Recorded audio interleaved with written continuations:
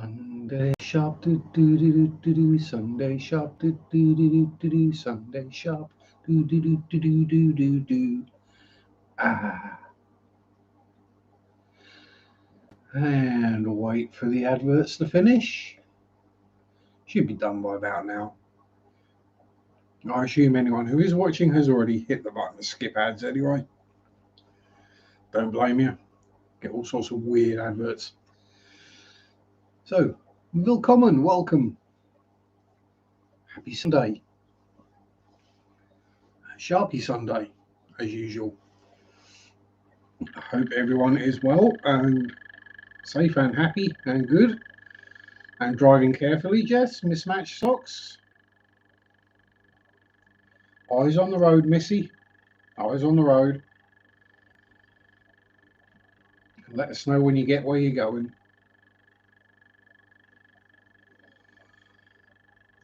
Don't want to be responsible for a car crash. I mean, my streams are a car crash, but I don't want to be responsible for one.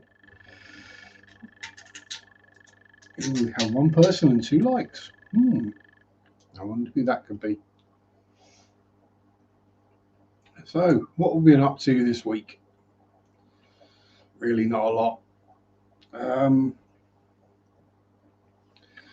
Main highlight of the week has been, well, actually, we've had a couple of highlights of the week in the fish room.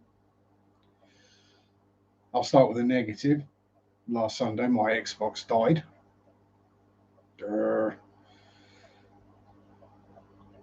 Let's just say I've got a brand new profile and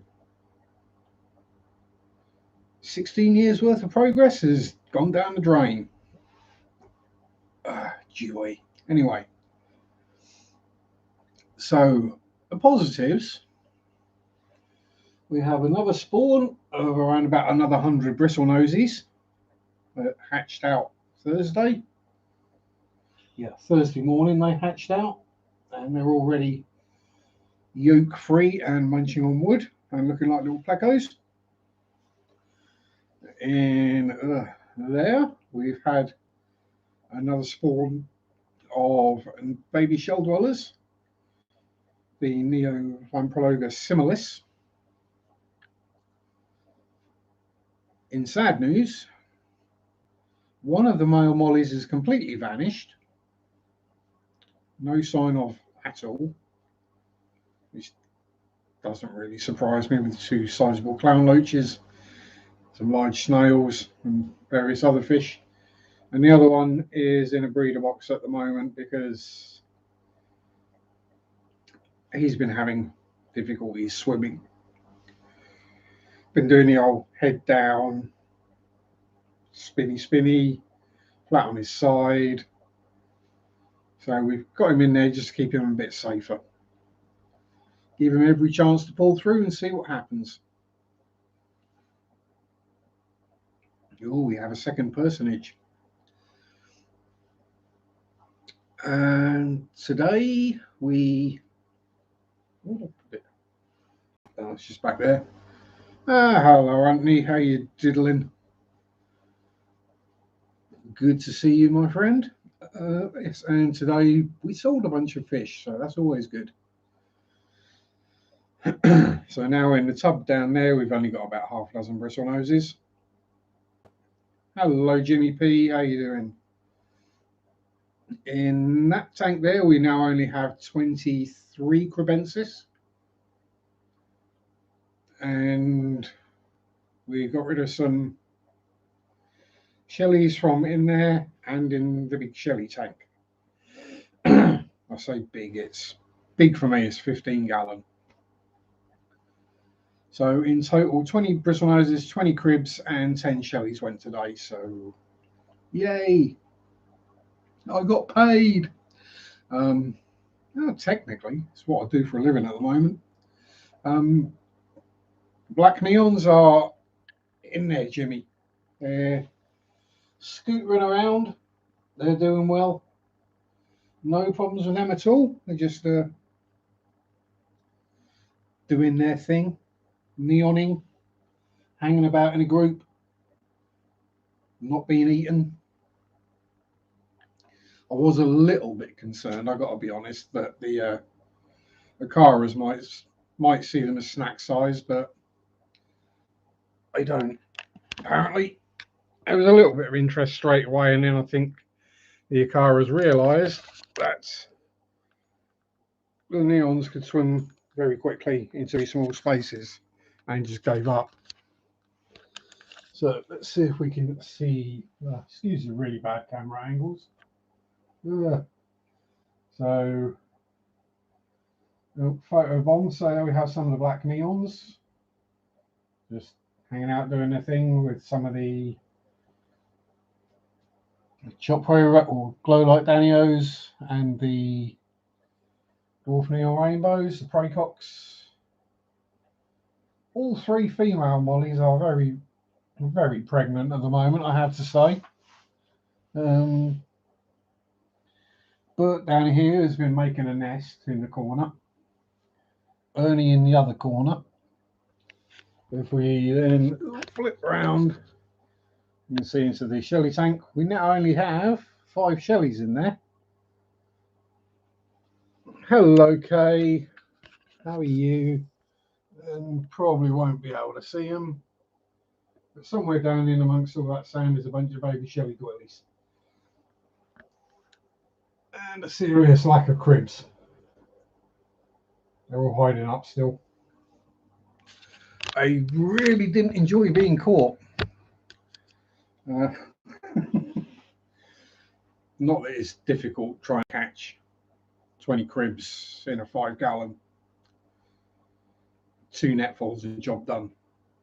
And that was sorting through for the biggest ones.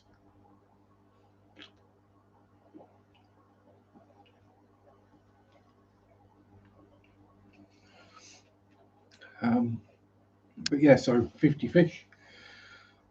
50 fish gone. Just like that. And I got permission to film in that particular LFS, which is the largest one near me. There's going to be multiple videos to do a store tour.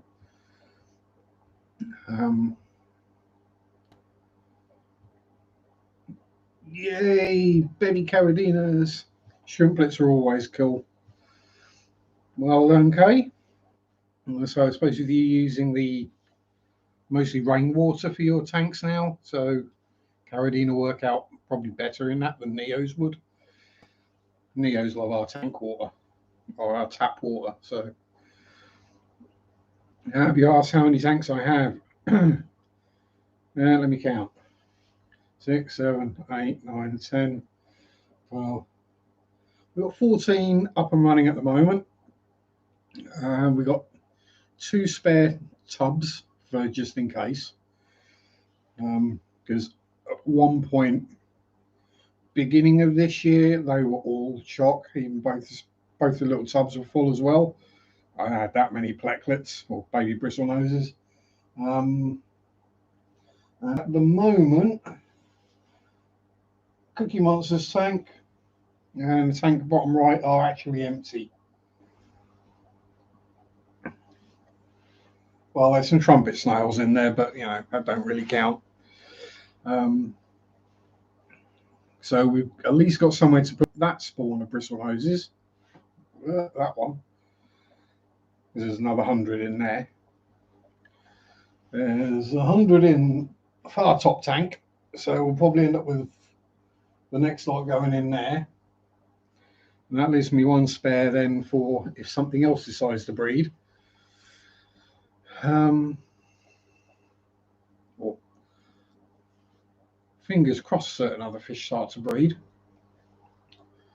There are certain things I really would like to have more or have babies of. The Corridoras, I know they're only Palliata scories.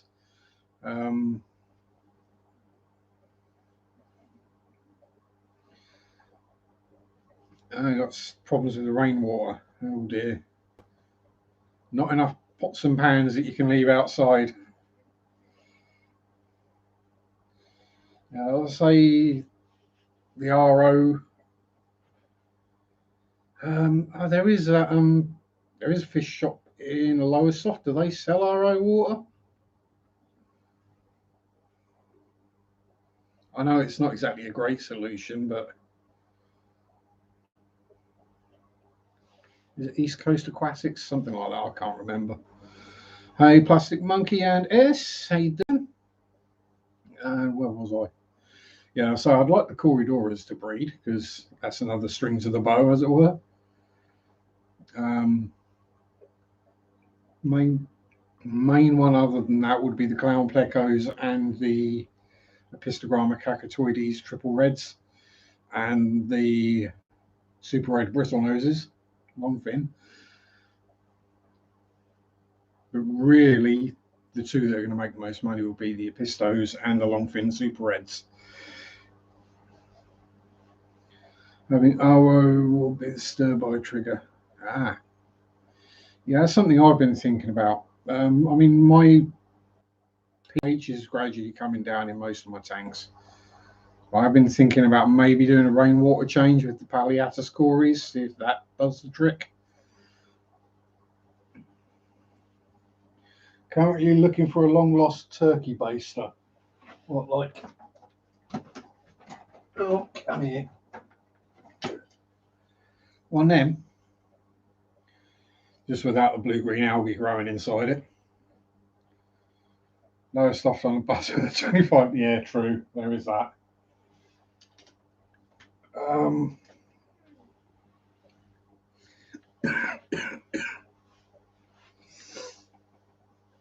Yeah.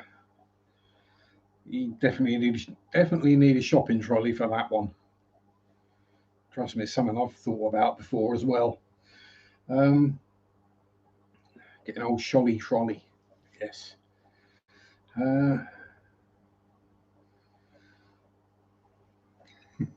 Yeah, K's only little, Jimmy. K's pocket size. So 25 litre, which is 6 gallons. Probably weighs almost as much as K does.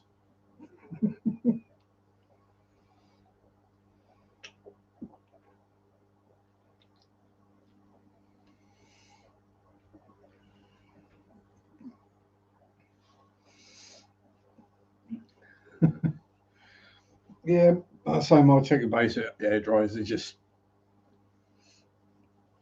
probably because I've been sucking the blue green algae out of the Shelly tank. Although now I've got the numbers back down in both tanks. Believe it or not, I've now got more shell, well, for quite a while I've actually had more shell dwellers in the 5 gallon tank than I have in the 15 gallon tank. Admittedly, the ones in the 15 are all a lot larger. So hopefully now we've reduced the amount of them in there, we might get more breedy going on. But yeah, I say breedy wise for me, the money makers will be when I get the Epistos and the Super Reds breeding, because they will be marginally more worth than cribs and common bristle noses. Hello, Muppet. How are you, my dear? Anything on my want list? I'm pretty much full at the moment. Oh, pardon me. Yay, Jess is home. We can do silliness now and it won't cause a car crash. Thanks for letting us know. Xbox does save to the cloud. Problem is, I've had that Xbox account for that long, well, since the Xbox 360 first came out, that I no longer have access to the email that it was set up with. I no longer have access to the phone number. I did try that. I dug out the old pay-as-you-go phone that had that SIM card in, charged it up, and then tried texting it from my new phone and got a reply. Someone else has got that number now. So yeah, and I can't remember the password because password was 16 years ago. And because the Xbox died, I can't get hold of the code for it. The only way you can get the code is actually by turning it on. So yeah, 157,000 gamer score. Gone down the pan. So now I'm on 375. But it's, I say, I don't really use it for gaming that much. Mostly I watch YouTube videos on it, to be honest. And the next thing I'll try and get Prime back on there because I ain't got a clue what my Prime passwords are.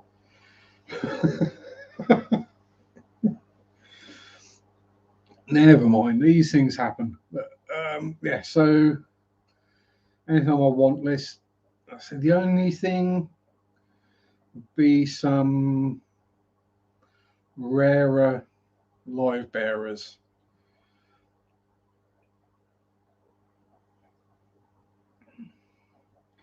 The thing is, what happened is it updated and then it died. Yeah. It updated itself and then it bricked itself. Probably because I was using an aftermarket power supply, which was perfectly fine. Did the update, it turned back on, complete black screen of death.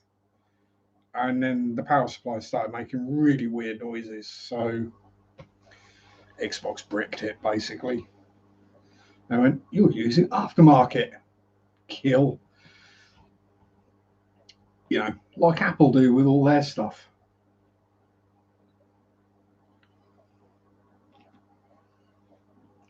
Even a brand new iPhone that has never been activated or had any accounts or anything on it, if you change the battery or the camera in it, it don't work no more.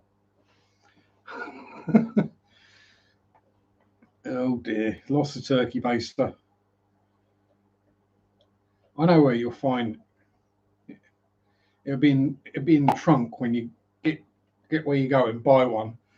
Go to throw it in the trunk and the old one will be in there. That's what will happen. Password manager, what, the X one of them? But yeah, so minor problem. But Mary was nice enough to pay for a new one. So I've got a little Xbox Series X now, Series S. This I will pay her back for. And in fact, I've already started because part of the money from today's fish sales went to her. So, yay.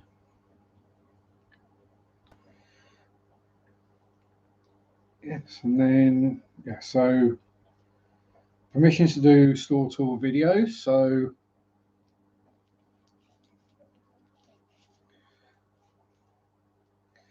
yeah. Well, Mary's just awesome, full stop. I think she's put up with me for like nearly 5 years. So, you know, she's got to be something special. You know, I was thinking not to mention the noises it'd make if you were trying to drive with a turkey baster up there. Oh, pardon me. Yes, so there will be at least 2 store tour videos from there coming up. And that will just be the fish. If I then, well, that would be the indoor fish. There will be a third one if I went with the outdoor fish. A fourth one if I went with the dang, that's cool, burn it with fire section. And a fifth one if I went through the dry goods. Then I could also do the furries and the feathers. Yeah, it's a little more than just a local fish shop. It's pretty much a free zoo. They had reticulated pythons in there today. They looked very sweet. Then I remembered how big they get, and I thought, no. Hello, Mike. How you doing? Hope you're well and dandy. So yeah, so look out for those. What was going to be this week's video didn't really work out. I really should have done a video in the shop while I was there, shouldn't I really? Because we visited, on the way back, we visited an ancient ruined church, which is not reputed to be, is haunted. And I don't, when I say something's haunted, I don't mean it in a negative thing. Haunted doesn't equal bad or scary. Right. But yeah, so we went wandering around this church, hence today's title, Sharpe Went to Church. Wandered in. As Tivichall St Mary's, well, there's been a church on the land for over 1,000 years. It was in the Doomsday Book. Obviously, when I do the actual video, I will go through the history of it. And yet we, both of us, felt something there today. Warm and cool patches. And just a very, very calm place. And we've done, this is the first time either of us have been there, so we had a little wander around and explore, see what was going on. Hey, Lumpy Dog, how are you? Pass along, buddy. I said along, not on. Before someone picks me up on that. Yeah, so we did wander around. I was like, right, okay, I'm ready now. I'll go get my camera and film a video. Just at which point some noisy nerks turned up and just completely killed the ambience and, you know, anything going on there. It was just like, no, and we're not going to hang around waiting for them to leave because they could be here all afternoon. So yes, but still, it's a future video. I know I'm going to do one from there now. So, and now the computer decides it's a good time to show me all the various notifications. Yeah, so we'll have the LFS store tour videos. We'll have the haunted ruined church. I just got to come up with something for this week now. Oh, that'd be Mary's got home.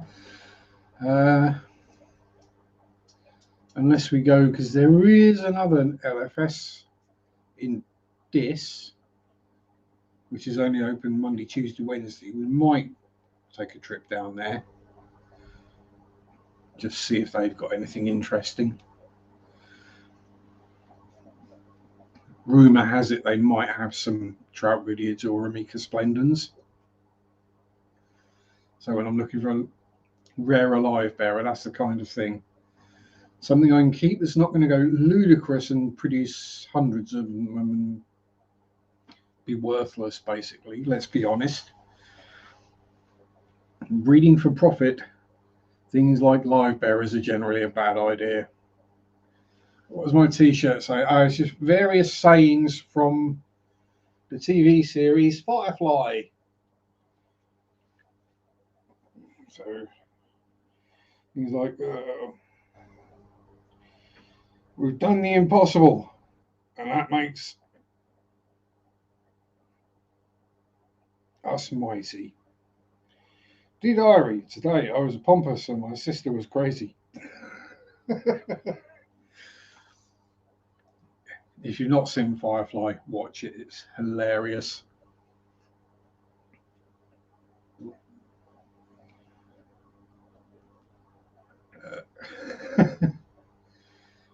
I never ask about my trunk. Hello, Kerry, Science Gal Aquatics. How are you? Hope you're well. Yeah, Firefly's awesome. One of the best TV shows ever.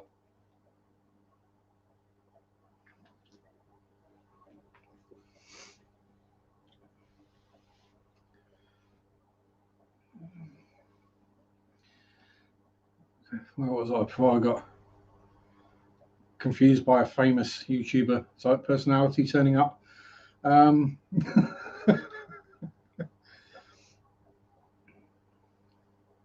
Yeah, completely lost it now. Thanks, Kerry. No, joke. Where was I? Firefly. What was I talking about? Videos. So yeah, I'm gonna have to figure out something for this week. If we don't take a midweek trundle down to Extreme Aquatics, then yeah, I'll have to come up with something. But yeah, that's where I was. Live bearers. Possibly different in the States than it is in the UK.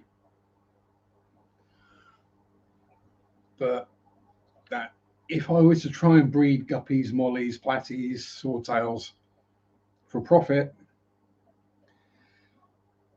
I'm going to be lucky if I get 10p per fish or 10 cents. It's just not worth it.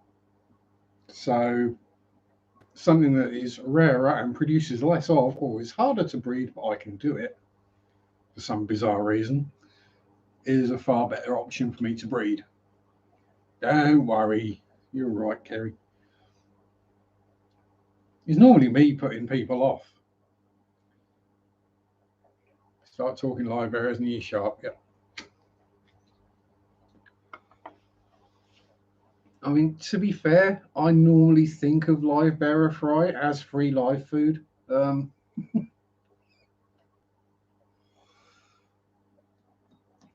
if I could get a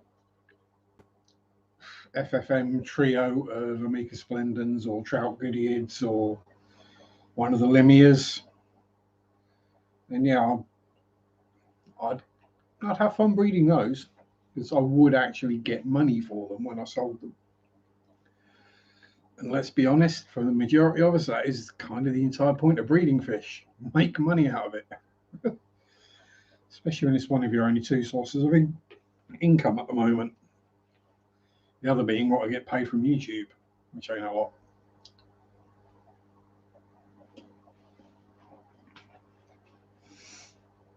I was actually working it out.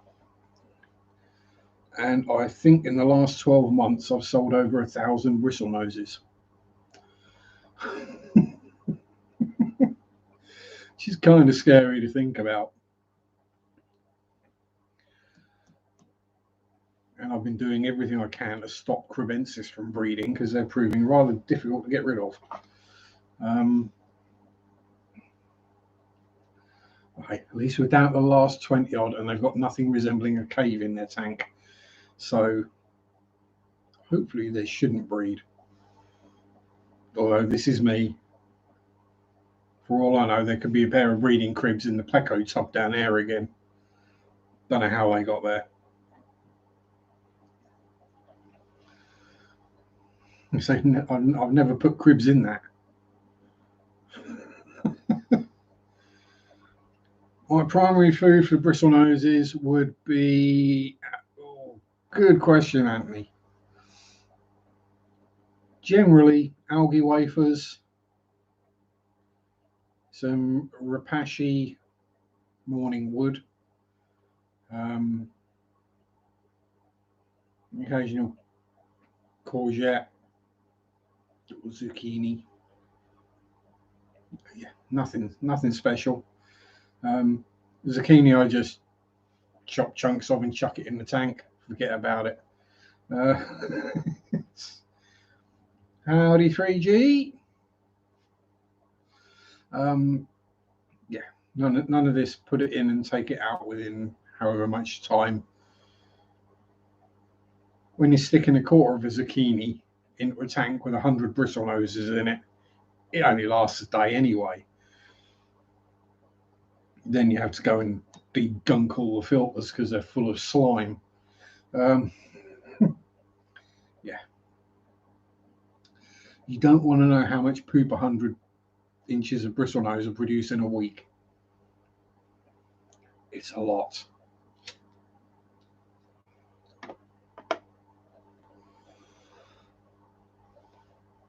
But yeah, I'll say, I mean, bristle nose is probably the one thing that gets a relatively fixed diet around here. When your local shop, it was 60 for a bristle nose. What color bristle nose? Standard one, or I was like, it's a standard one. They're normally about $5 or £6, $7 or $8.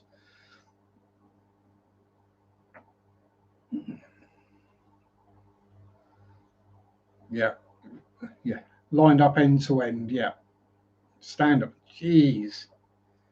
Yeah, they got their pricing a bit wrong there, monkey. So the most I normally see is £7 or £8.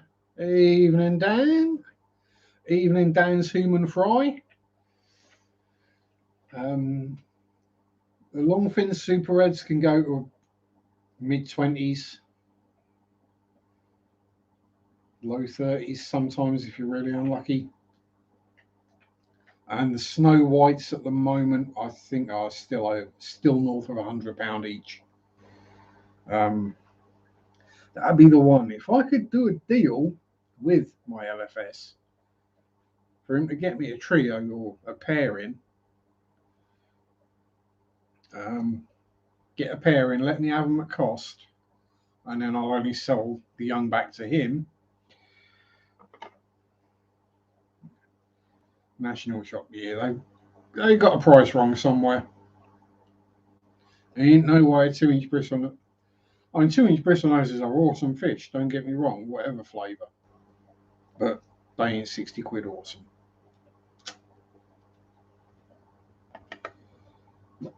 Pardon me, getting a bit breezy today. Yeah, I'll say I measure my bristle noses not by how many, but how many I have, normally by how long. Dan will probably remember. Was it something like 65 feet of bristle nose I had last year? At one point, it was something ludicrous.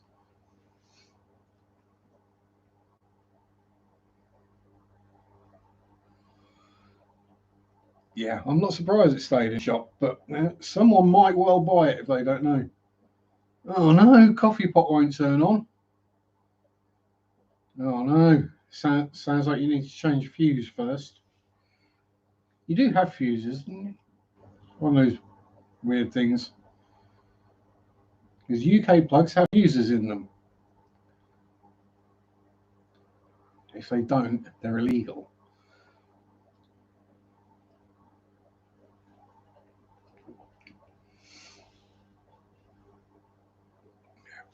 Instant, still the same.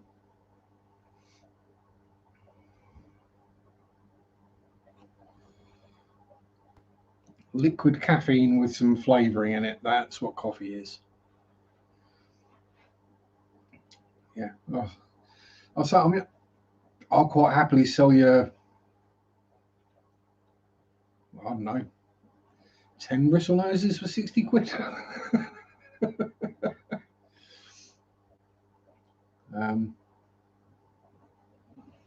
So you got a lot of bristle noses when you buy your algae wafers in the sack.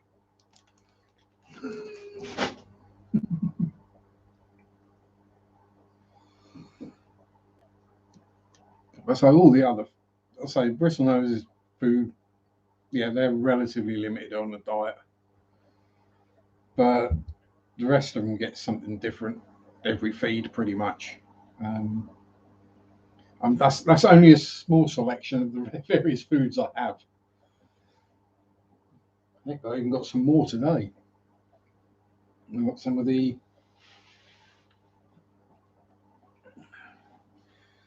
more of the Awaza arse stuff to put my teeth in.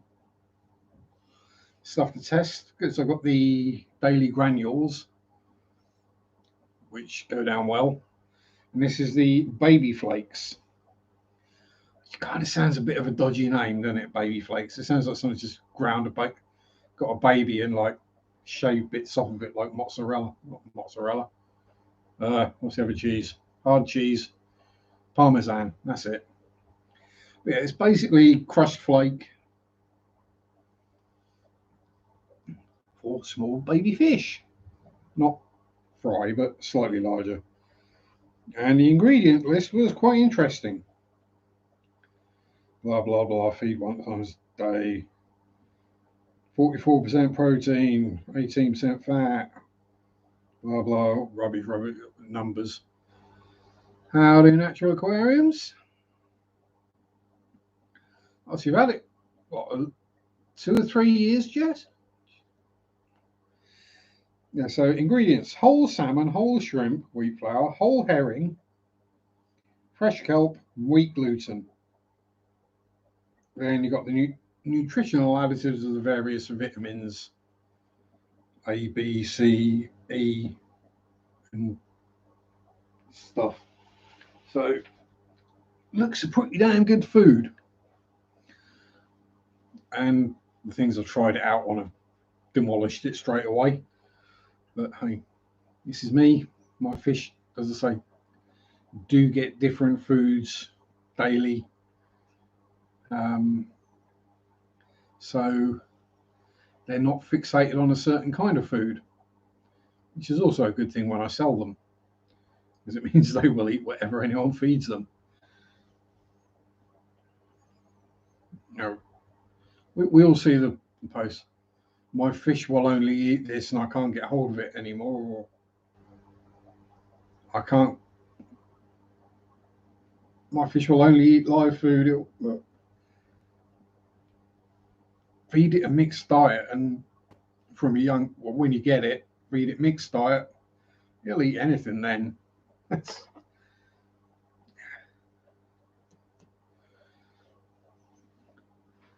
I'm trying to think. Trying to think if there's anything I've got that I've had since I left college. Haven't even got the same soldering iron. Burnt out 3 of those at least. Um, Electrical wise, that I've had since I was at college. Nope. No, the oldest thing I've got is my iron, which I bought when I moved into this house 24 years ago. And you'd be lucky if I've used it 10 times. So, only times it gets used: weddings, funerals, and job interviews. It's the only time I use an iron. I do still have the calculator that I had for high school, though, the scientific one. It's, I've got scars on it from college. Well, scars from before college. I've got a lovely gravel rash scar on my hip from when I was about 6 or 7.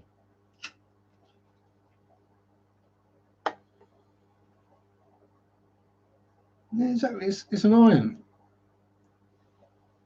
I mean, it might be slightly different if I had to like wear shirts and stuff for work, but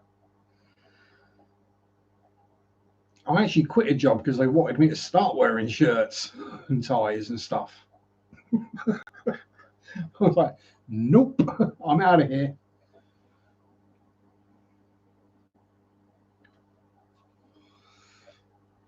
That was the job in the model shop.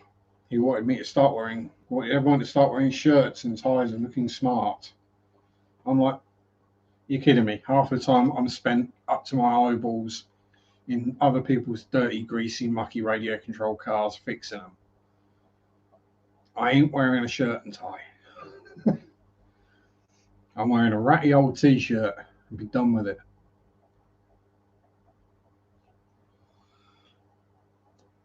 To be fair, they were appropriately themed t-shirts. It was a radio control or a model branded one. So when I was turning up in a Kid Rock t-shirt, itch on the back of my skull. I think I got bitten by something in the graveyard. Yeah, that's the other thing. I visited a church and I didn't catch fire. I didn't leave flaming hoof prints behind me.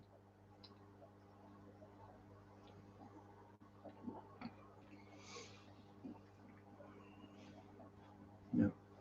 I'd say my soldering iron gets way more use than my clothes iron.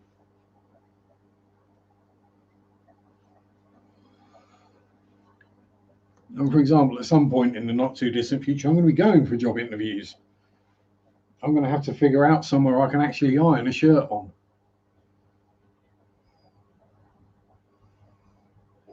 Quick as the magic up an office anyway. Yeah. I don't think I could do office stuff. Garment steamers as well. Yeah, steamers. Yeah, they don't get used. Bread makers.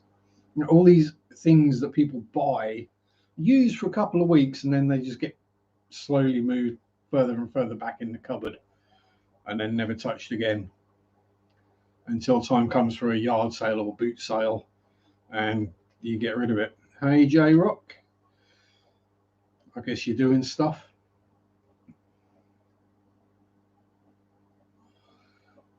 Yeah. Have I got? No, don't even have any of the RC cars around that I used to have when I was back at college. See, I try not to do stuff. If I do stuff, then stuff goes wrong. If I don't do stuff, everything's fine. Although speaking of doing stuff, I was in a bit of a rush getting the stream set up, and there's something I didn't do before I started the stream. Refinishing concrete bench and sending out trash. Cool. Oh, went to go pick up some aquariums from a religious school for a club the other day. Yeah, it's always nice when you don't actually burst into flames. You know, admittedly, this was a ruined church, so and it's the graveyard had some relatively recent stones in there, so it probably is still consecrated. And it might not be now I've visited, but these things happen. I was good though, and I had my cigarette out on the road outside. I didn't smoke in the church grounds. That's weird. I'm not religious, but to me, it's just common respect. Anyway, I'm going to go do that thing I had to do, and I'll be back in a minute. Guess is what it is I've got to do. Talk amongst yourselves.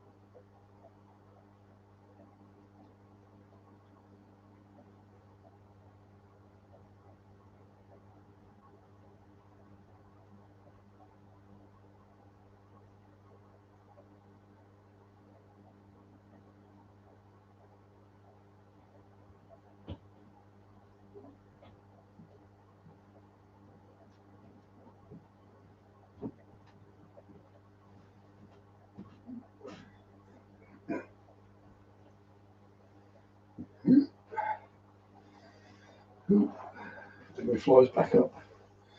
Right, who guessed right?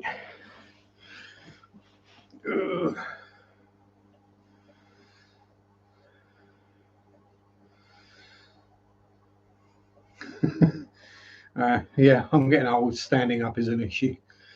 Got to figure out what to do with 300 live bearer fry. There's a really easy solution to that. Really easy solution to a live bearer fry problem.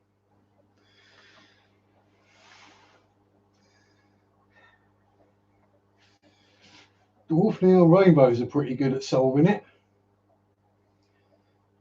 Electric Blue Acaras are good at solving it. And the Pistogramas are really good at it. Yeah, it's an age thing, Pam. Hello, my darling. How are you? I can stand it up. I just can't. I can't. Go. Pea Puffer's probably safer. You don't really want someone who's going to eat the adults.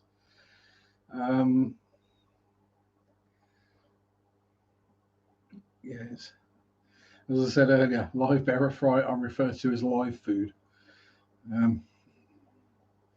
Although it'd be nice to get some out of the mollies. Well, technically, I have bred mollies now. because oh, is he out and about? Oh yeah, Bubby Molly is out and about somewhere. Oh, there you go, baby Molly. That was the one that was born on the day I got them. Yes, there's quite a bit of mold in there. There's a couple of dozen plecos in there as well, so minor problem.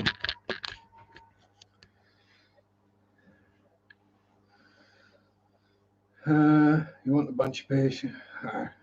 Stuck up for the pond. Sweet. Yes, plastic totes. That's what I'd do, Jay. Wouldn't bother with proper tanks, glass boxes. Just get a plastic tote. Stick a sponge filter in there and a heater, and job done.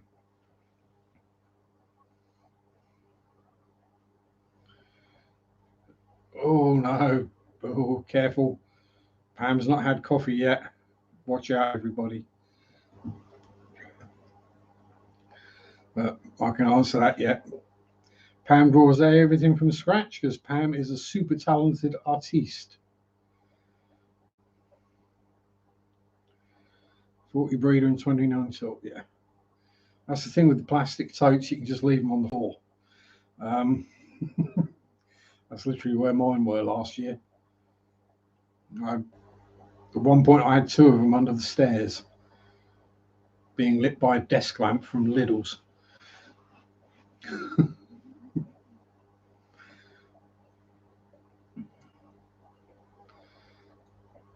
I'll say it's did the trick. The fish all survived and they all got sold. Hello, lovely Marrett. How are you, my dear? Always good to see you. And Dan's back. Oh, yeah. Mr. Electric Blue Akara breeder himself, Dan. I did get a bit of a shock today, though.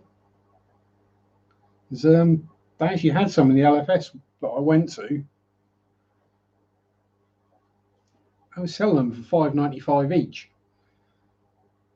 which kind of tells me they haven't ordered them in. That there's probably someone local who's accidentally bred some Electric Blue Akara and they got rid of a bunch of them. And as they're probably not a local, they probably didn't get cash. Probably got credit.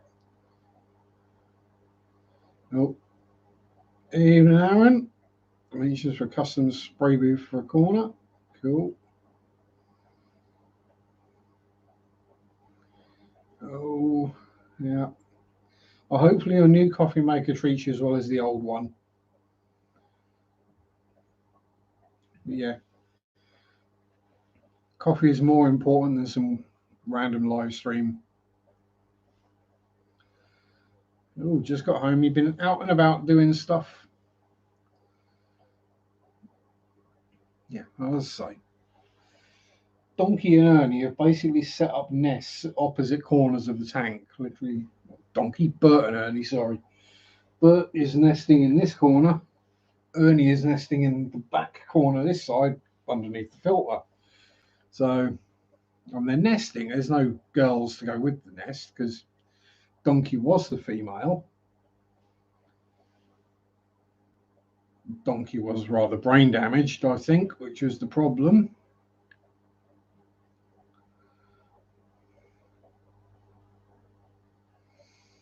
So, yeah, but there we have Bertie the whistle nose. He's out and about, having a good feed up after his 5 days fanning eggs, not eating or sleeping or doing anything else. So he's munching everything he can get his gob around. I've been out with Chris. Cool. Fist bumps to Chris.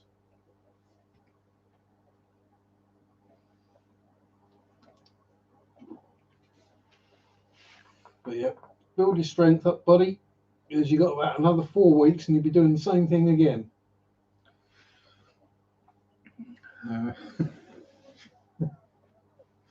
I'm not complaining. might well do if I get overrun again, but oh dear, spray booth is actually falling apart.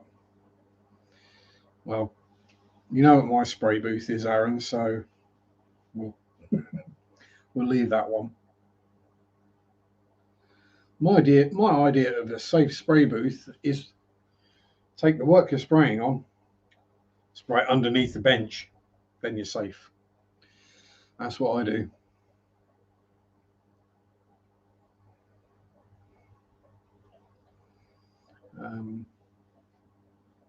Yeah, but then I'll say as Jay and Pam are talking about art, I'm no artist. I just paint model kits. Okay. There's no real skill in that.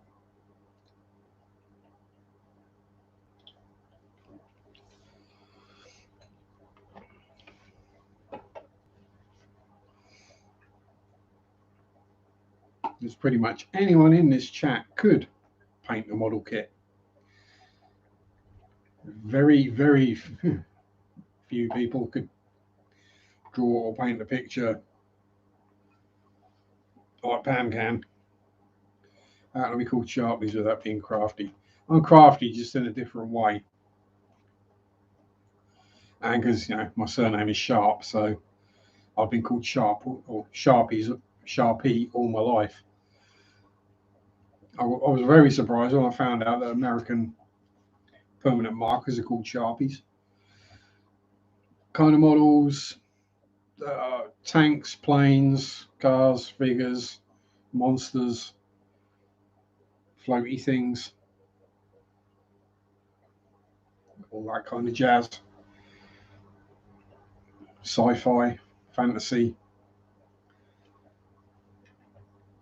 mostly tanks and planes though.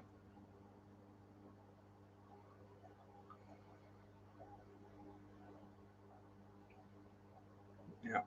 So yeah, the fan is the expensive part of a spray booth. The rest of it is just ever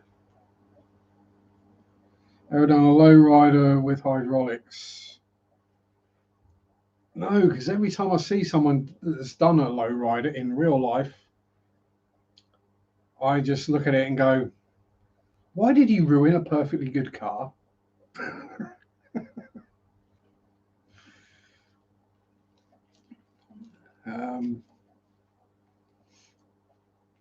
No, if I do cars, and I've done 3 or 4, but painting them isn't as easy as you might think it is. Because at that scale, you need to get your paint. Well, it even starts with just the bare body. You have to get everything perfect at every step of the way, otherwise it just looks garbage.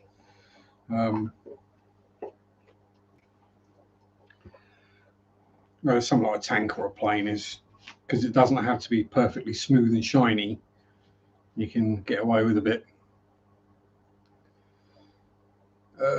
Used to make vintage 50s to 70s. The supplies were expensive. No, I've not really found that.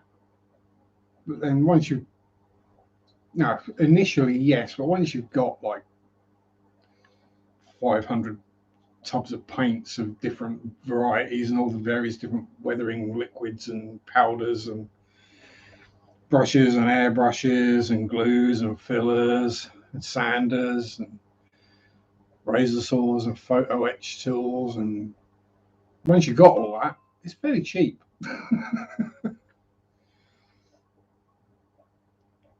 Oh, Ben Ochart's custom one of a kind 210-gallon aquarium is done and stocked with African cichlids. Yeah. Am I still modelling? Well, the man cave is still set up, Plastic Monkey, and I do occasionally pop up there and whiteboard blow some coloured fluid onto plastic. Ever made Gundam? Yes. I've done a few Gundams. They're fun. They're a good, quick and easy build. heaps of paint because you got to pull it all apart and repaint it all and then put it back together again. Because trust me, that's quicker and easier than masking it.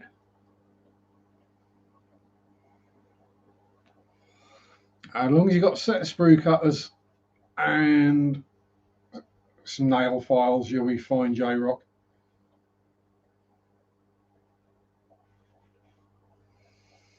You spent 125 on more kits, yeah. I'm not. I've got kits that are worth more than that on their own. There's a certain one that if I were to put up on eBay, we would probably get at least double that now.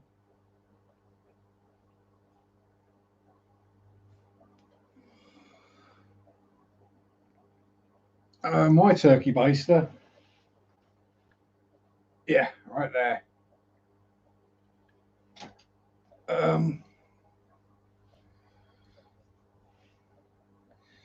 Yeah, so I've got my man cave, which is a spare bedroom upstairs, which is mostly for modelling. Got all the random other stuff that I need in there for that. So that's how I did that for years.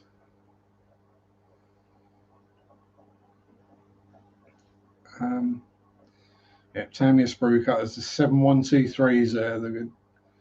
How do I stint? Torture of souls. Oh, what have I been doing now? I don't torture souls. I've got a tortured soul.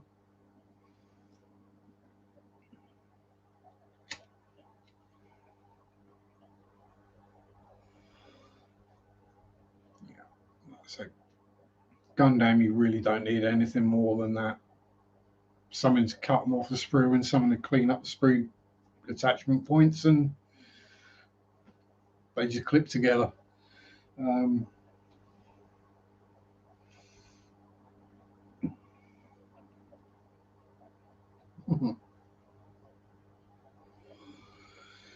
starts at home. Well, as I do technically share my home with a tortured soul, because Shadow hasn't crossed over, so there must be something must be keeping my shadow person in this reality. I think Zach's just here because Zach thinks this is his home. It's where he lives. Yeah, he's got to look after his fishy friends.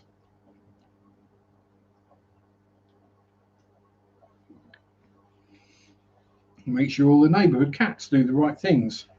If you didn't know, that was Zach, the floof monster. Oh, well, at least someone's glad I'm here. Thank you very much. There are days I'm kind of not glad I am, but you know, we all have them days. Yeah, Tamiya sprue cutters. Yeah, I only stay here for the live streams. If it weren't for that,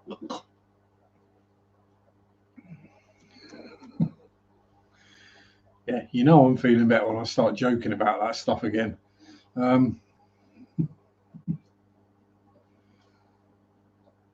Oh, you fill in the dishwasher.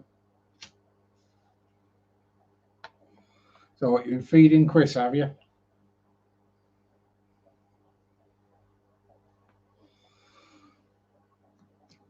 Yeah. That's what I used to get known as. I was known as the dishwasher because it was my job. See, nowadays, now I live on my own. I have my dinner. I go,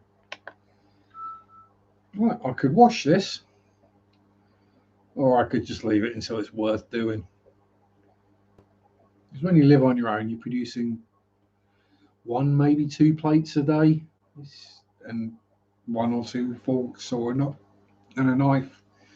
It's just really not worth the grief of doing the washing up every day. So I'll let it build up for a few days or a week.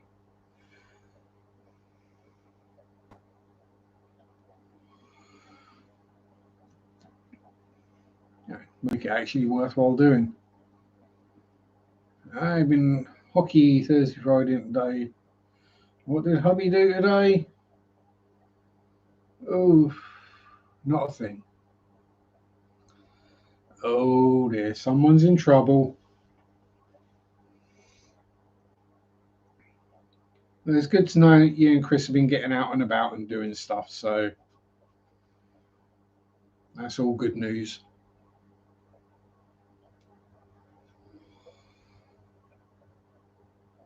All the mental static about chores goes away when you live by yourself. Yeah, it does, because like, yeah, I don't need to do it because no one's going to complain it's not been done. Now,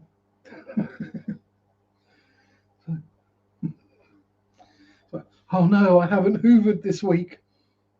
Yeah.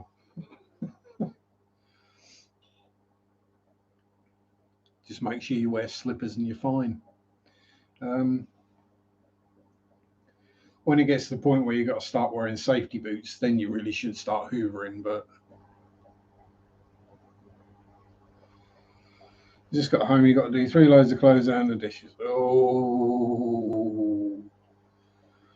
Oh, bit cranky, bit cranky.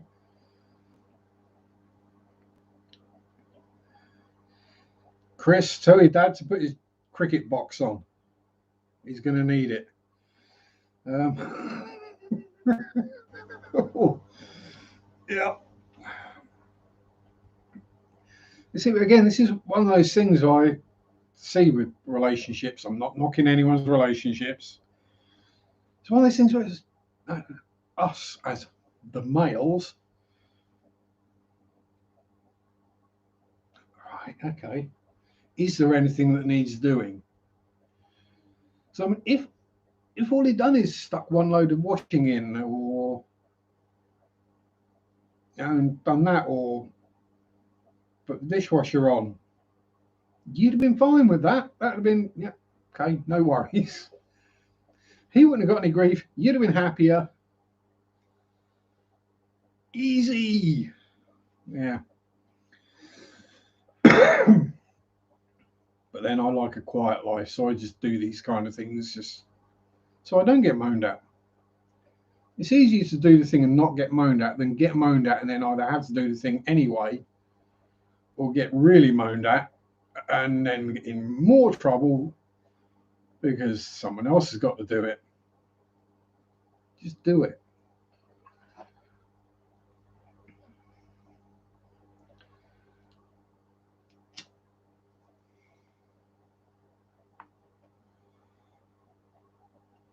I go crazy or quiet. Yeah, I think I'd rather the crazy.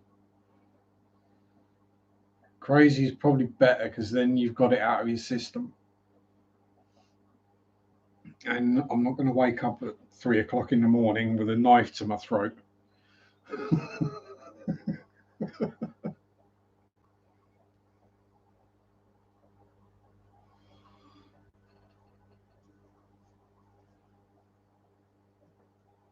So I do the same. I get to a point, generally work that does it.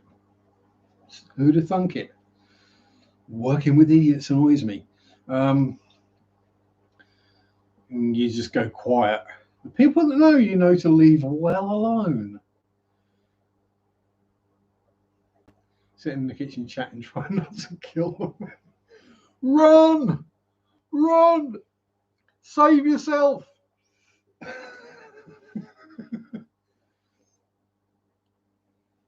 Never raise your voice, but you got the look.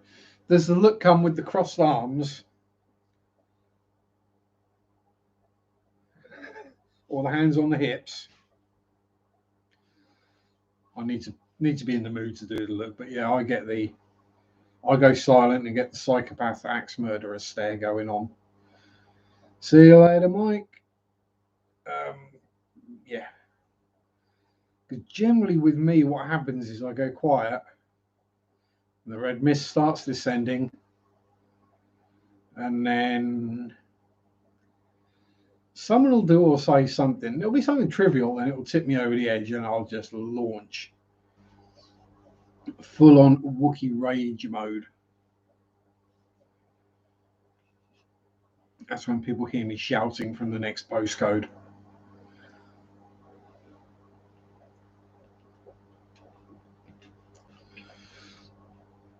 the manager who's in an office in a different building suddenly comes running over to the warehouse to find out what's going on.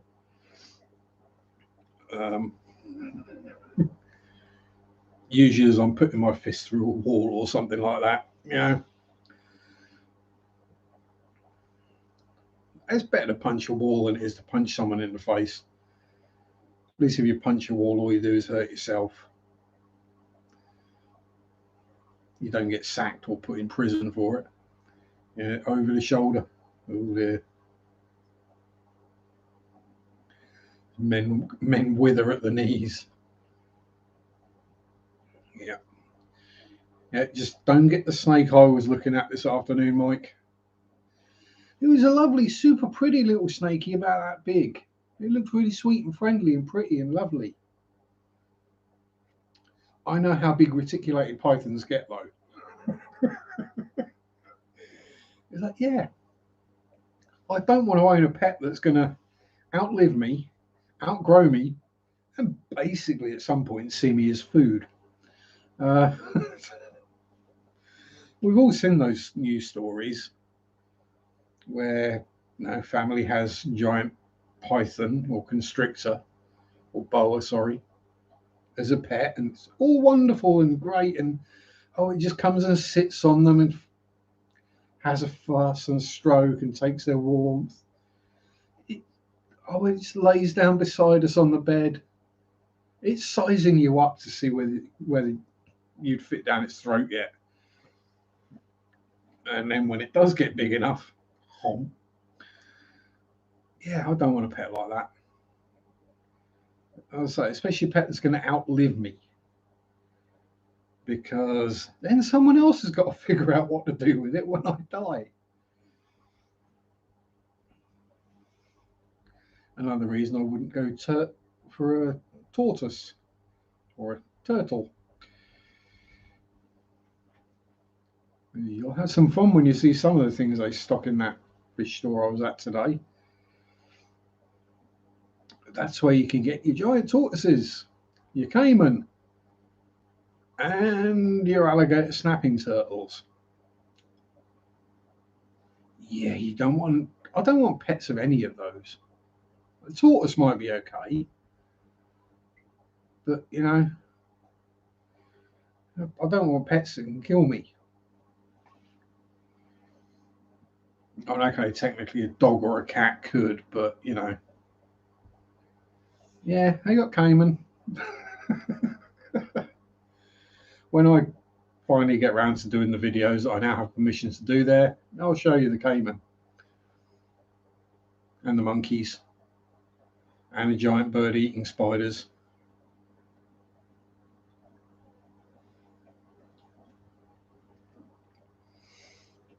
Don't want to pet killifish guy's pessimist. Yeah. It's one way to make sure you don't get too attached to a pet, isn't it? I mean, if you know it's not going to live any more than a year.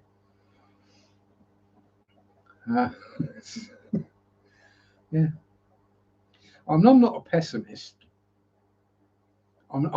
People say, are you half glass full or half glass empty?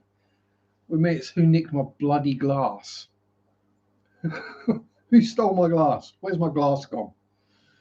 That's pretty much how I am. Expect the worst, and then when something slightly better happens, you're chuffed and happy. Dan doesn't want to. What don't you want to see, Dan? The spiders, the snakes, the monkeys, the caiman, the Norfolk natives. That's probably the scariest thing of the lot, to be honest.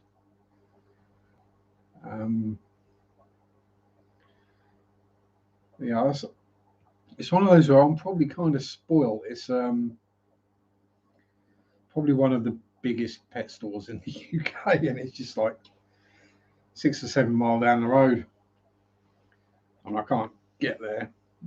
We know you don't want to see the 8-wheelers, Marriott. That video will carry a warning.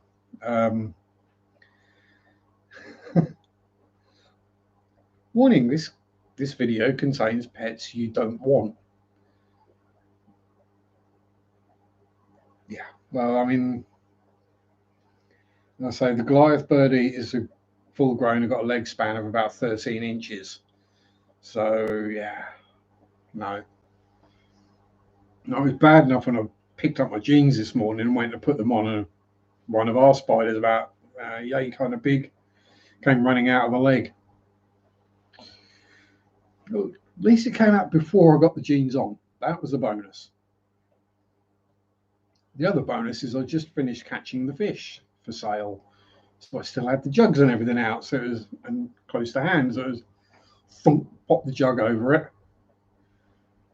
Right, okay. Right, there you go. Find a bit of cardboard underneath the jug, flip it, drop spider into tank, watch spider go, rip. Yeah, spiders don't last long when you got electric blue Acara in the tank. Yeah, seeing Bert swimming around with the back end of it and then like legs sticking out of his mouth. It's quite funny. Probably would have made a good short video, actually. Yeah, good spider is dead spider. Yeah, I mean, I'll say they've got all sorts down there. There's even an outdoor petting zoo. So yeah, we got the tropical fish section, the cold water fish area, the marine section, the oddball section of fish and turtles and stuff, the burn it with fire section,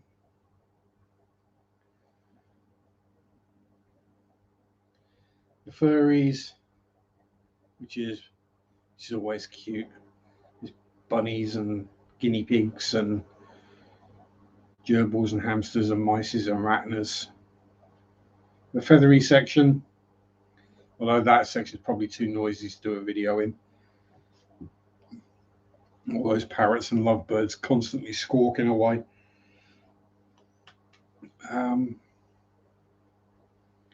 I think originally it started out as a farm shop. Yeah, huge place, and it's basically seen as a like more of like a free zoo, free day out kind of thing. Oh, I've woken up with them in my mouth, Dan. I've been bitten on the inside of my lower lip.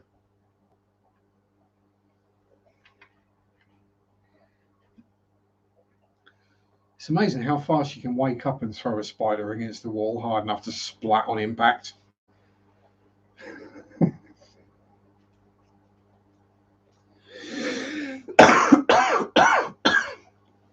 Not COVID.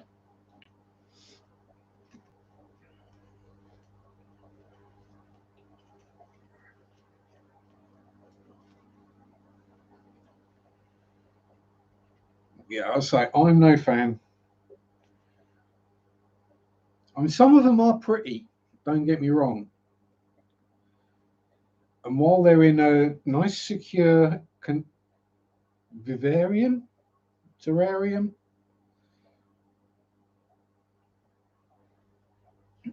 then they're safe. K&I wire, 220mm PC phones up to a 12-volt 2-amp plug. Ooh, good question. So they're going to be 5-volt fans, aren't they? I might be 12-volt. You'd need to check the power draw on the fans. So as long as it comes up less than 2 amps, you're fine. Hello, Mandy. Oh dear. Waking up from a nap and first thing you see is me. Don't know anything about resistors, so yeah. The voltage equals, well, to work out the voltage, hang on, we want current. So if you let me know the voltage of the fans running at and power, I can do the maths in my head probably. Aaron, if you got the fans close to hand. So chimichanga might pass out before this ends. Hey, got to do what you got to do. This will still be here. You can catch the replay of the last 45 minutes if you need to. And obviously, I've never eaten a chimichanga. We don't get them in the UK. Have a drink first. Might sort the throat out a bit.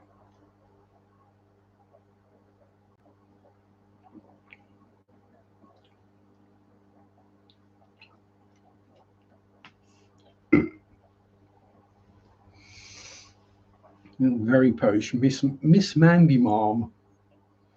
Mom.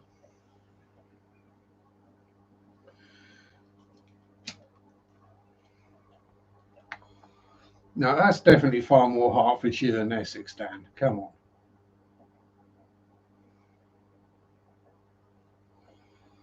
Am I missing a light? Oh, yeah, it's just getting dark earlier. Fried burrito covered in cheese.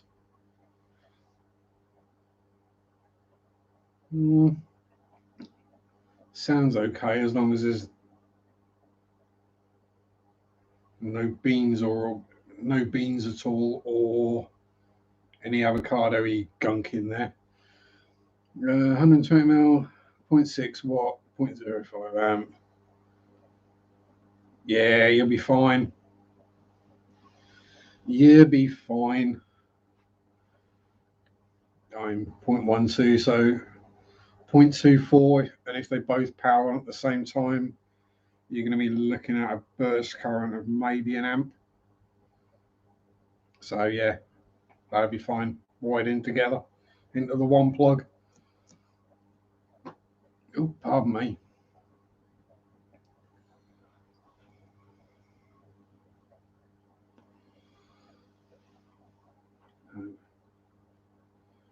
How is voltage divided by current? Yeah, you're very low resistance on those. And with the American inflection. Have you been watching Jess? Solder would just tape them. Yeah, solder them. Especially at those kind of voltages and currents. Yeah, solder them. Just not going to get enough. Literally. It's weird. The lower the power and the lower the current, the better the connection you need.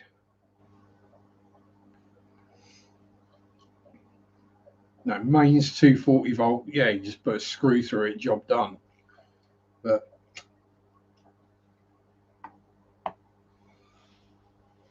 literally, the resistance from a loose connection could be enough to blow the fuse or stop the fan from working.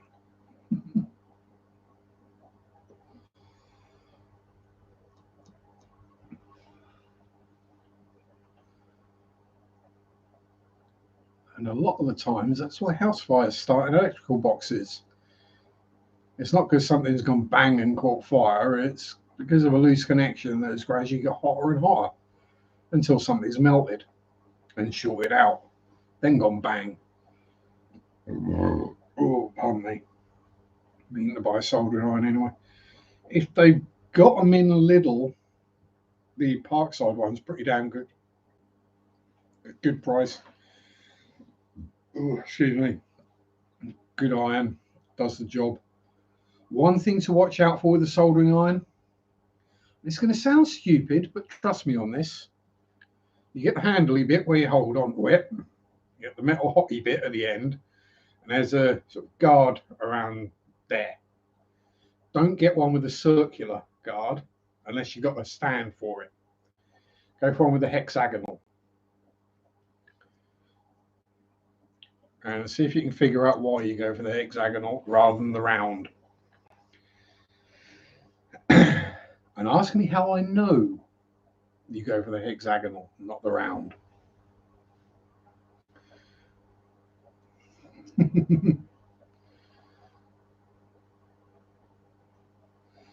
Having a box connect all your fish connections to. Yeah, you rest it on the table and it doesn't roll. Yeah, I probably don't do them anymore, monkey. Because what happens, you can guarantee if you put the solder on a table like that, because it's got the cable connected, you can guarantee it won't roll like 45 or 90 degrees, it will roll 180 degrees. You won't look and you pick it up by the hot end. Trust me, been there, done that.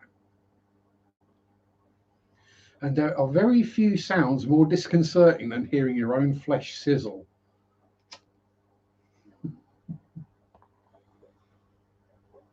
Because it's that hot, you don't feel it burning at first. You wonder, what's that noise? And then you look and you realise, generally by which point someone else in the classroom had gone, what's that smell? I can smell bacon.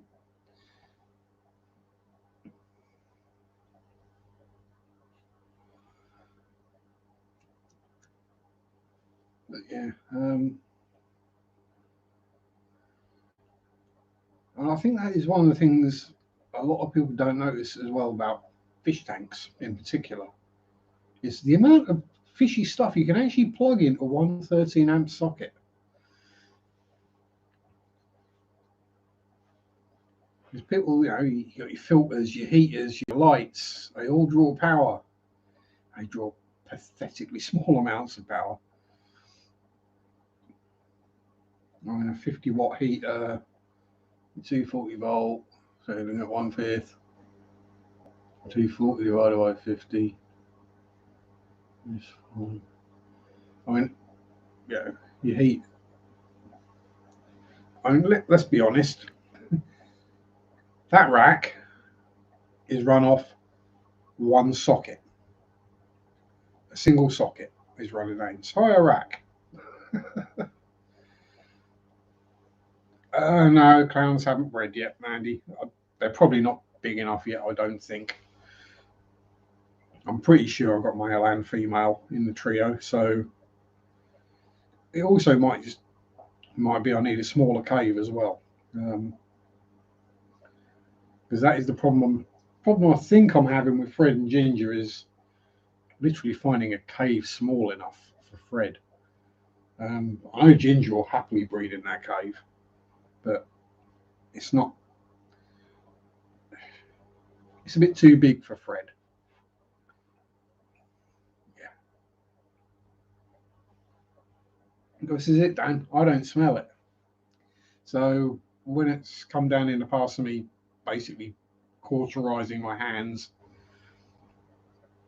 I don't smell it, and I don't feel it either because these are like leather now.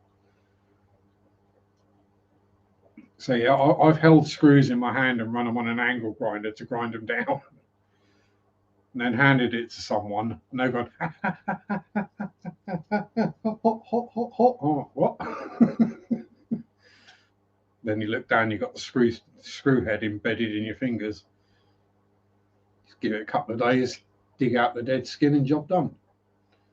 Oh, what are you guys eating? Hmm? Oh, I see. Are you lip locking? Hey, behave. So there we are.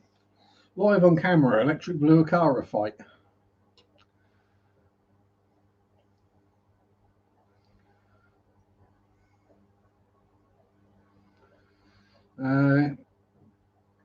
Yeah, so the watering spike is what I've got for Fred and Ginger. The big boys, I mean, Spotty and Bertie's cave is bigger than that. It's that size but round. You know, that's the size that the adults need.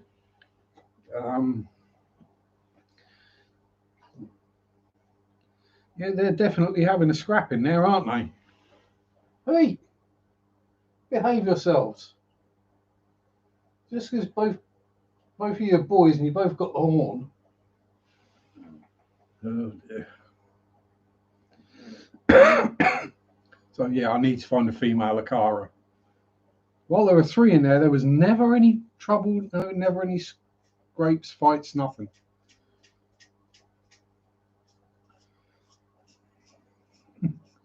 But now Donkey's not in there. I think Donkey was the peacekeeper. Probably explain why Donkey always had donks on her.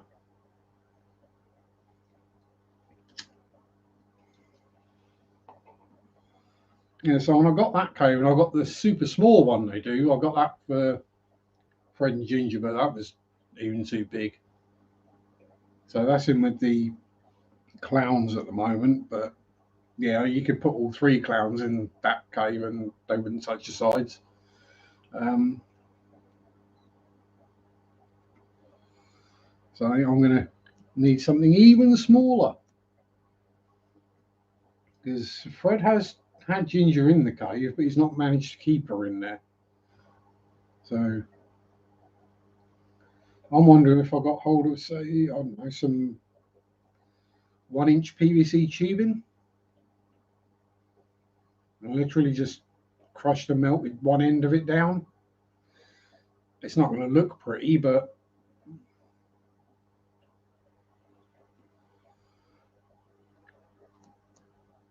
it might prove to do the trick. Although actually 1 inch, I don't think Ginger would fit in the size of her at the moment.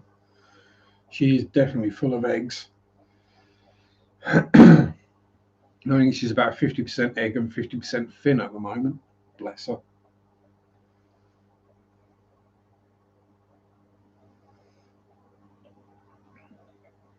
Yeah, so plecos do like a tight cave, but you know, too tight, they might not even be able to get in there.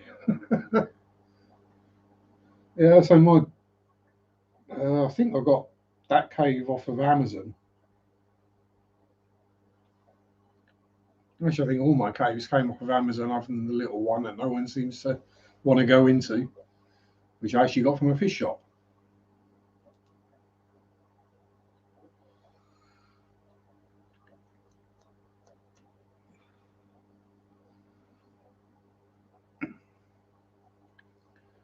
Don't know anyone with a 3D printer. Oh, that's the point. I do, Mandy. I know people with 3D printers.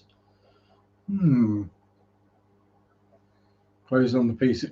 Did the older skipping back and replaying. Yeah, they do that sometimes. Yeah, that's a good idea. I do know people with 3D printers. That might work. Yeah. I might have to have a chat with someone. The problem is, I think the people I know with 3D printers have all got resin printers rather than SLA, so it's probably not fish safe.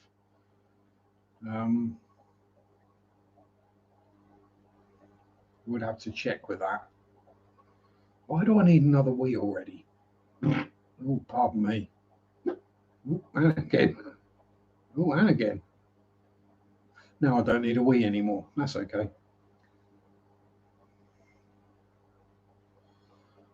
Yeah, 3D. That was my thinking with a 3D printer. Is well, the tech would just completely baffle me, and it was end up sitting there not getting used. Or if I could figure it out, it would get used a few times, and you know, like a bread maker or a clothes steamer, just get put in the back of the cupboard and forgotten about. Due to it being a whole load of hassle and grief. Yeah, I might have to have a chat with some people I know.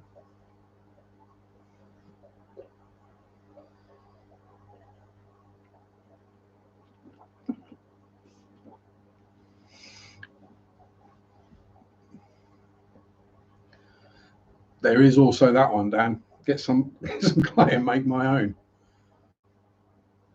That could well work out. Yeah, it had to be baked stuff because air dry. You get the air dry clay. I think it was Ed was saying in his stream the other day. If you use air dry clay and then you put it in water, it's just going to slowly dissolve.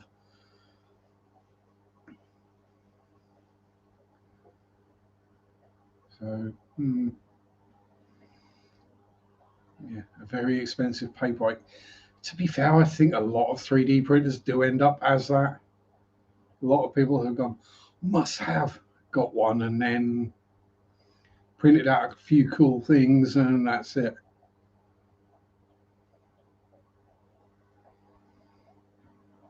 Oh, yeah, I've done that with games as well. Gone, oh, that looks really cool, and got it, and it's been absolutely god awful. Or you played it once and just never bothered again. Yeah, it's.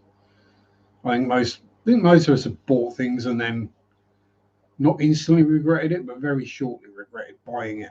Um,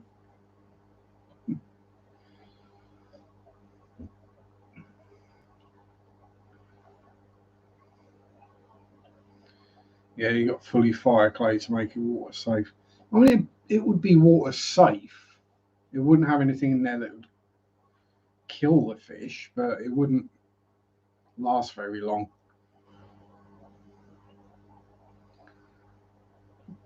It'd be good for a planted tank though. All those minerals going in there. Probably save a fair bit on fertilizers if you were doing it that way. That might be worth running past Jason at Redfish Bluefish. He would probably know the answers to that. Being such a plant nerd as he is, when he managed to confuse me yesterday with his stream, talking about various fertilizers and nutrients and macronutrients and systems, and I'm thinking, I just use fish poop.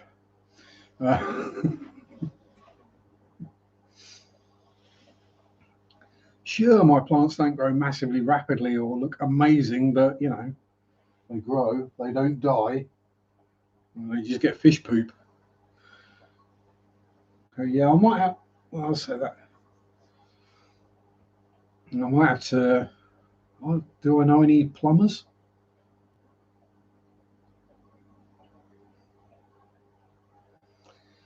I'm even now. I mean, I'm sure like a hardware store, unless you do literally have to buy the entire length of it, even if you only want 6 inches. Probably have some offcuts of PVC pipe.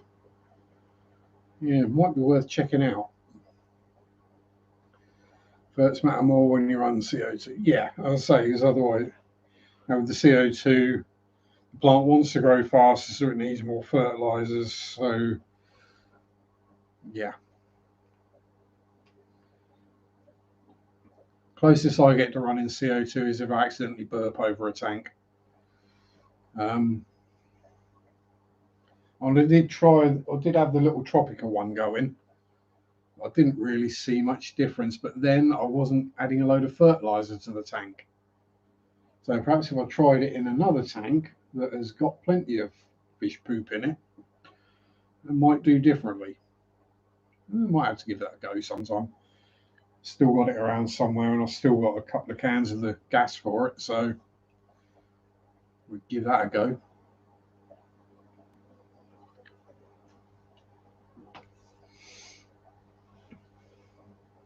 So, I mean, I didn't really notice any real difference, but the main thing I noticed was nerite snails would keep crawling up inside of it. And then in the morning, when you go to fill the container back up with gas, you got to pull the nerite snail out from inside it first before you just suffocate it with pure carbon dioxide.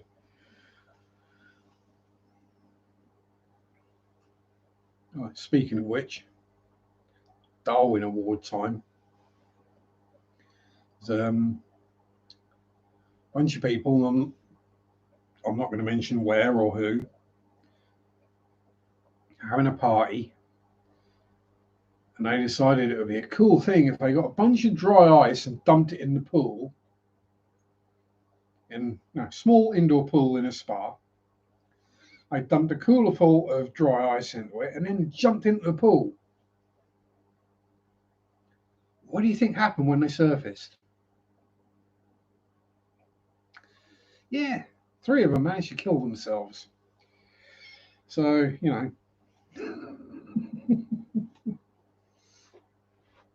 they surfaced from the pool, they took their first breath, and it was pure carbon dioxide.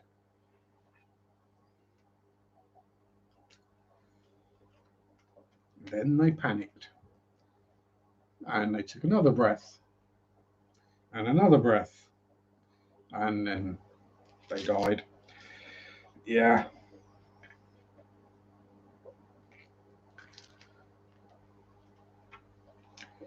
I mean, it's right up there on a level with taking bleach or, livestock dewormer.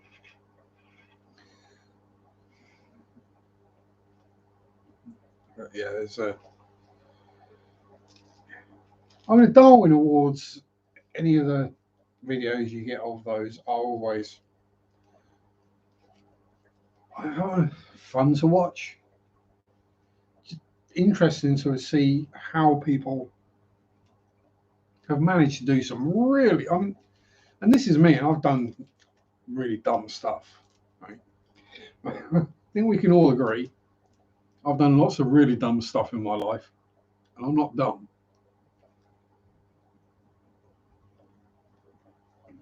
Things like standing on top of the train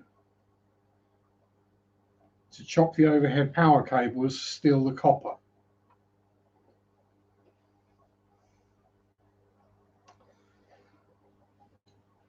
Yeah, that didn't work. All that was left was a pair of smouldering boots. Fun or disturbing? Fate of humanity. To be fair, I think it's more of a relief that those people aren't going to breed anymore.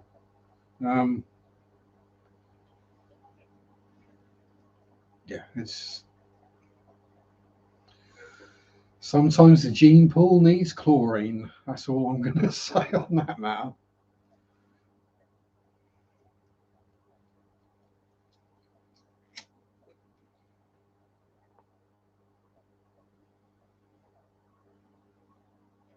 And on a completely different note, some of you may know or don't know, I watch Forgotten Weapons on YouTube. Great channel. If you got any interest in strange, weird firearms and design and history, brilliant channel. He does do other various different side projects sometimes. And the video he put out yesterday was about lionfish. And he went lionfish hunting off the coast of America. I think it was Pensacola Bay, he said. Yeah. They got to be some of the dumbest fish ever. Literally. Using the old elasticated spear where you just pull it back and hold it and then let it go. So you're swimming up to like a foot away from them, letting the spear go, popping it in the trap, reloading, and getting the one that was sitting right next to it, and it hasn't moved. Yeah, apparently they're very tasty as well. So, getting rid of an invasive species and putting it to good use as well at the same time. Very good, very sensible, if you ask me. Although obviously that's only at the depths that most divers go down to. If you want to go deeper than that, which lionfish will quite happily live in far deeper water, is a bit of a problem, but it's keeping the numbers down, if nothing else.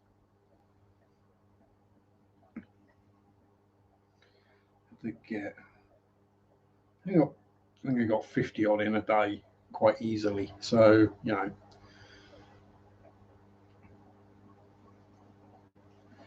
you want to go scuba diving and spearfishing, that's the way to do it.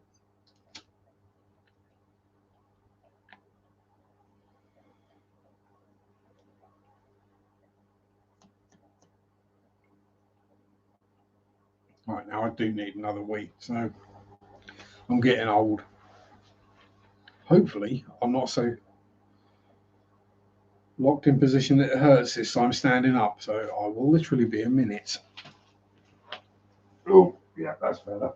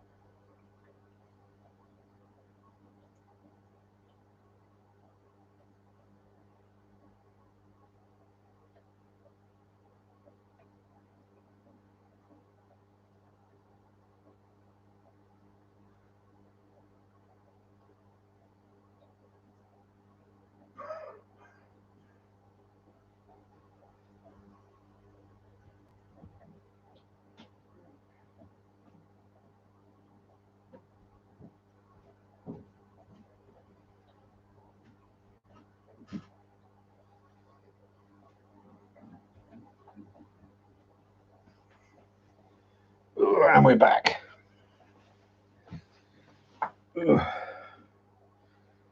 Is there anybody there?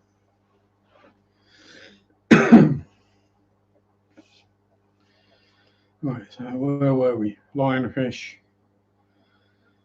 being eaten, hunted. Trying to think. Well, we've still got 15 people here.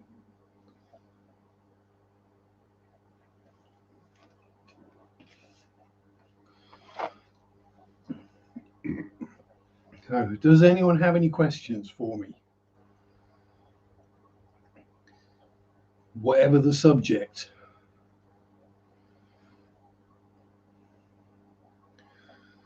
Oh, bless you, Marrett. Early night for you tonight, then.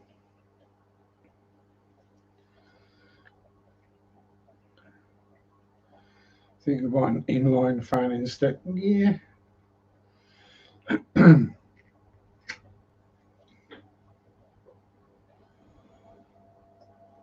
An inline would probably work a bit easier rather than trying to jam a couple of computer fans into a thing. Are we on DC?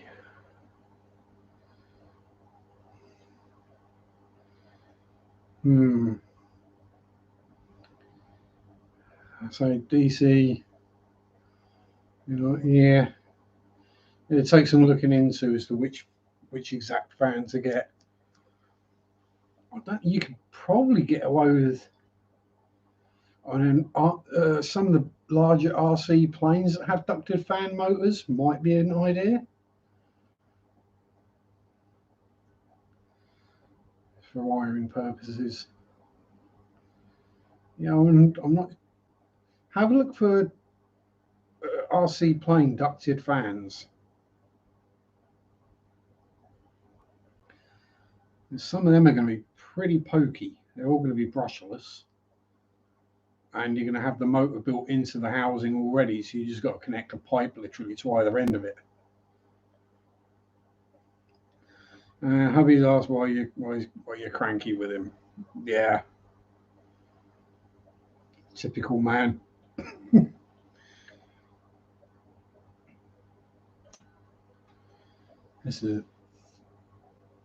It's just a couple of minutes of thinking. Is there anything I can do that will make an easier life for my partner? Or is there anything I can do that might get me lucky tonight? It's the other way of looking at it.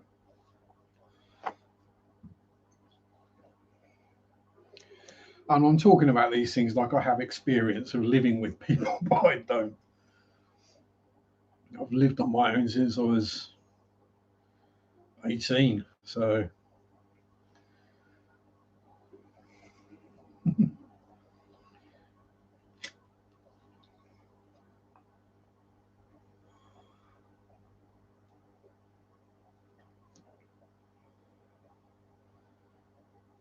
yeah, the shop's closed. Exactly. If you're in a bad mood with him, the shop's going to stay shut.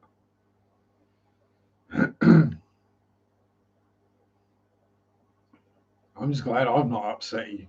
I hope you've not said anything. I'm pretty sure if I'd have upset you, you'd have said something to me. Um,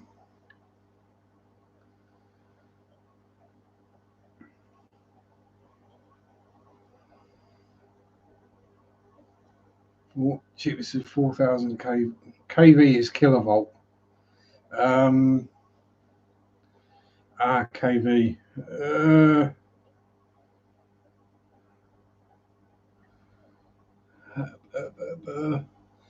We've yeah, in that'll be.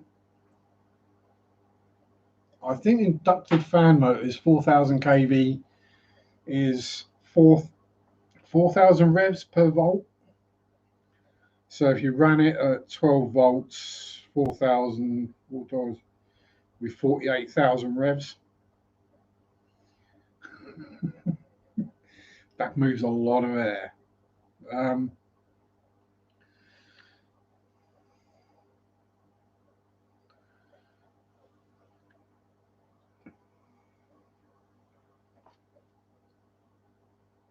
yeah, so ducted fan motors is kV is how many revs per volt. Gets confusing, I know. Or just brushless motors in general.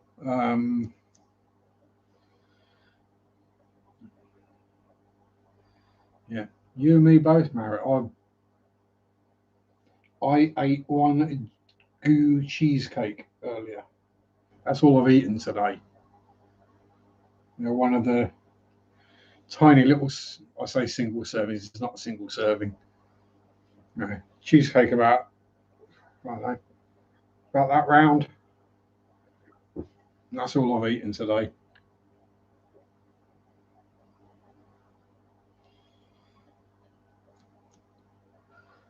So as soon as I'm done here, I'm going to eat something too.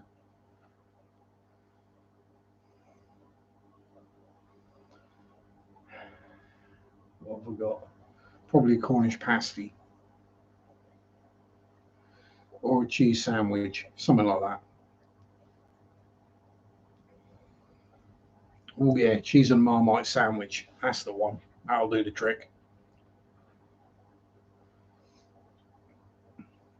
So, has anyone else got any questions for me?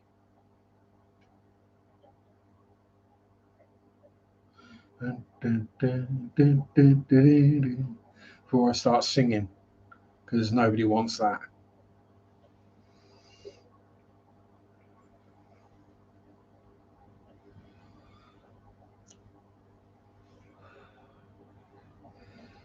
Me singing is a really bad idea, people. Come on, question. Oh, I can manage. I've got plenty of spare padding, Marriott. I'm not going to starve. You get your food. You need to get your strength up. All I've got to do tomorrow is water changes and chill. Literally, I don't even think I've got to go and get anything. Chicken salad sandwich. The sandwich sounds okay, but I don't do chicken. I don't do salad. So just buy 5-inch inline fan with the same CFM as the booth I have now. That's probably the easiest option, Aaron. That or maybe slightly more if you wanted to boost it up a bit. But yeah, that's probably the easiest option. like tuna but with chicken. Tuna, I'll eat tuna quite happily because I've never worked in a tuna factory or lived on a tuna farm. Um, I've lived on a chicken farm and I've worked in a chicken factory. I don't eat chicken. And the salad is the stuff my food normally eats. So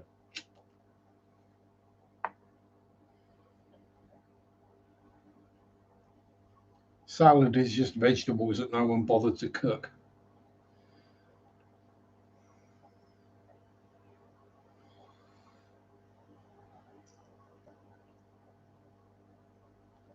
I mean, I do buy the occasional vegetables. I just don't eat them myself. I feed them to fish. Bit of a lie. I did have a tin of mushrooms the other day. Bit slimy. Don't recommend it. Canned mushrooms heated up in the microwave. Not great.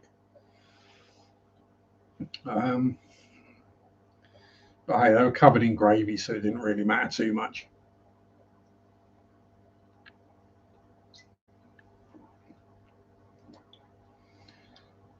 With them. What are you going to do with 65 feet of electric blue Acara? Sell them, Dan. Sell them. Church. Hello, Bob. How are you? Yes, on my way back from selling some fishies, myself and Mary went on an exploration of a 1,000-year-old ruined, abandoned church local to us, and it's haunted. It was very nice. And I was going to make a video until some hermits turned up and started making a lot of noise and completely ruined the ambience. Not a veg fan until he discovered the burning that takes place when roasting. Yes, you see, chefs call it caramelization. Normal people just call it burnt. All it is the sugars in the veg is burning. That's what it is.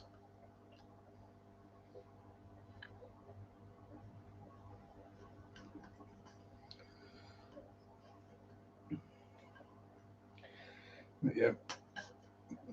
But I can safely say, Bob, visited said church. It doesn't need reconsecrating. There were no fires. I didn't leave burning hoofprints behind me.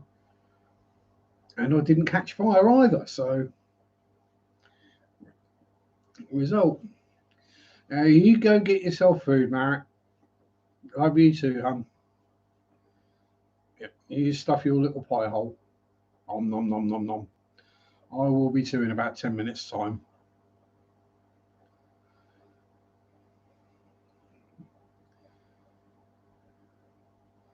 Yeah, it was a beautiful church, Bob. Really was. So, there's pictures online of, yeah, Tibbetshall St Mary, and there's actually a couple of videos on YouTube on the Haunted Earth channel about it.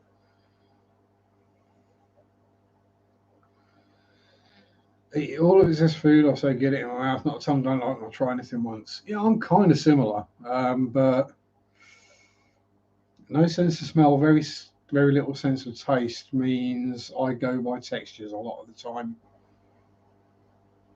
So to me, most veg is just crunchy water, including salad. Fruit is just acid tasting mush or just foul mush. Um, any kind of beans, it's like eating little lumps of uncooked flour. Um, it's just the way it is. Egg fried rice again, got leftover rice and more beef slices.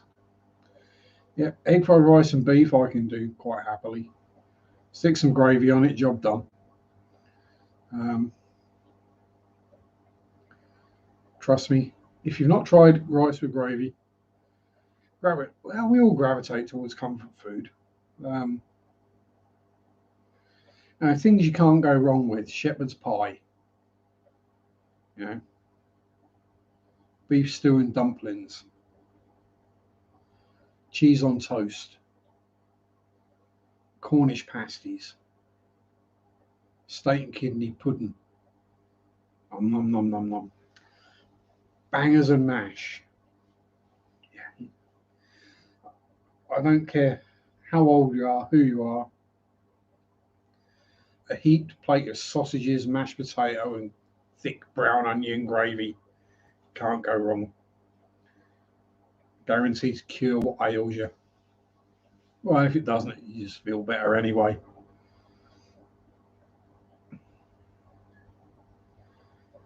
And none of your vegetarian sausages are, except blooming horrible.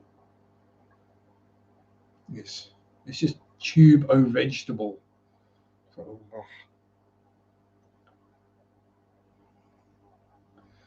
what's a metre in feet, centimetres, or inches? A little over 3 foot.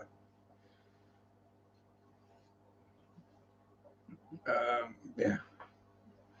Yeah, I had to sit there and work it out in my head when people start talking in metres or kilometres an hour. I'm saying, right, well, that's, oh, right, yeah, now I know. Yeah, a metre is a little more than 3 foot. Oh, thank you very much, Bob. Always appreciated. We'll go towards, again, something fishy, hopefully.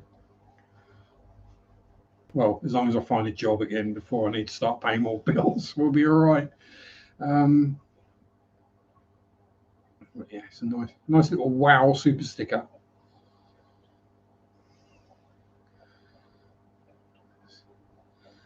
Definitely 4 up on it's poop time.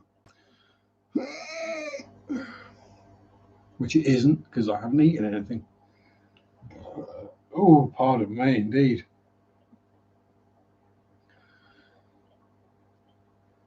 Yes. Oh, pardon me again. Oh. Cheesecake and monster.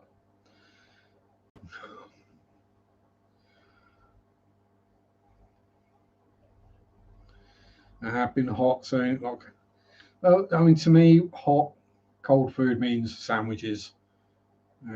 Cheese, ham, cheese and ham, egg mayonnaise, Marmite, pate, pretty much. Generally, what I have in sandwiches. I'm low maintenance. I don't do posh food. Hell, half the time I don't even bother cooking it. It's. I've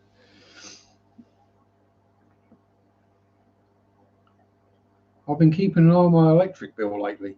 Ever since I had the smart meter fitted, I'm kind of aware how much it costs to do certain things.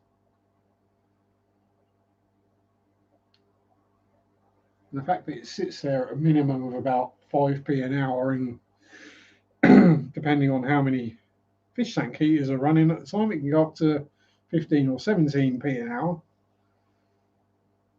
Yeah, I'm burning £2.50 a day in electric. And then you add on to that the daily charges, bringing it up to £2.77 a day.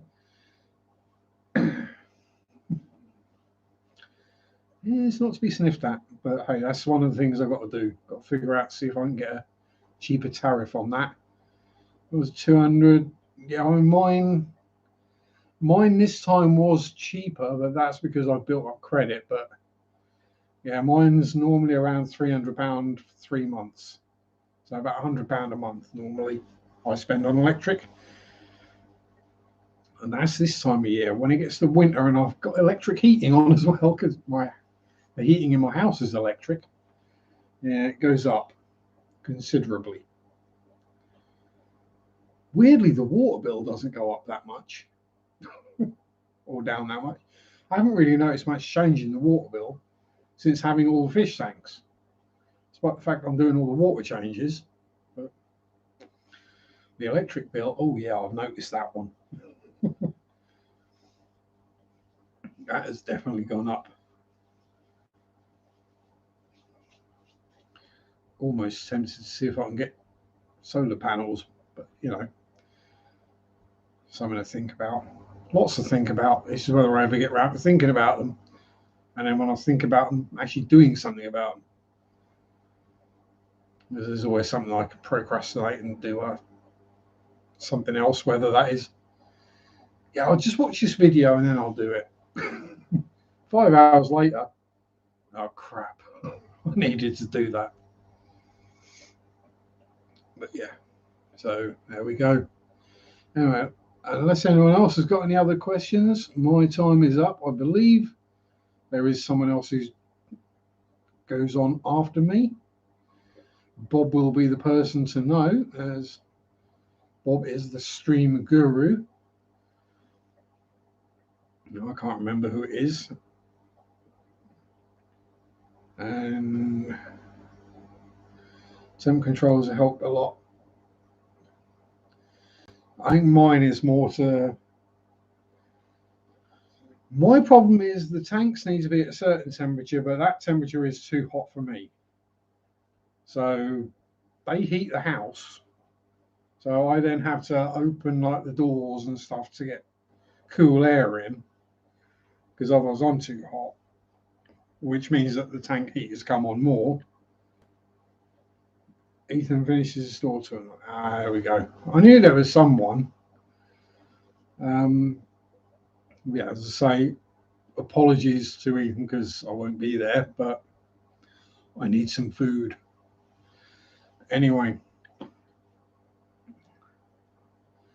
thank you again, Bob, for the super chat. It'll go to good use, whatever. It won't.